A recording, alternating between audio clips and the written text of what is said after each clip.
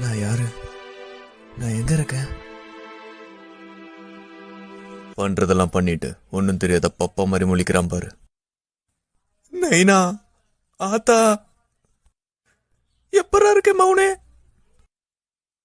நம்ம கிளான்காரங்கெல்லாம் மேல செம பாஸ்டல இருக்கானுங்க. உன் நைனாவால கூட உன்னை காப்பாற்ற முடியாது.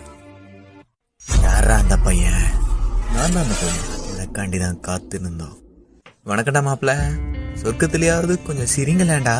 மச்சான், இவன் நம்மள மட்ட பண்ணனால தானே கல்யாண நாள். அங்காளி எப்படி இருக்க? ஆசையா மல்லிப்பூ எல்லாம் வாங்கிட்டு வந்தேன். வந்து பார்த்தவ எல்லாரையும் மட்ட பண்ணிட்டான்டா. நெல்ரா ஃபுக்காக்கு மௌனே, எங்களை ரொம்ப நேரம் காக்க வச்சுட்ட. நீ பண்ண வேலைக்கு உன்னை கைமா பண்ணி கடைய போறோம்டா. நீ ஏறி ஆடிட்டாச்சு. இது நம்ம காலம். உனக்கு சப்போர்ட்டுக்கு நான் இருக்கேன். இவனா வில்லங்க பிடிச்சவனாச்சே. அடி பொலி அடி பொலி. நீ அவங்க சங்கல செஞ்ச சம்பவத்தை பார்த்து நான் உன்னோட பெரிய ஃபேன் ஆயிட்டாச்சி. இந்த ஆளு திருந்தவே மாட்டான் போல. நான் முன்ன சொன்ன மாதிரி தக்காளி எப்படி முளைச்சதுங்கிறதெல்லாம் முக்கியம் இல்ல, சமைச்சோமா சாப்பிட்டோமான்னு இருக்கணும். சரி, உன்னோட மௌனை விட்டுறோம். அதுக்கு நம்ம அழுப்புறங்கிற பேர்ல மண்ணை சுட்ட ஏத்திட்டு இருக்காது. சரியா? இப்ப இதுக்கு யாரு பொறுப்பேத்துக்கிறது?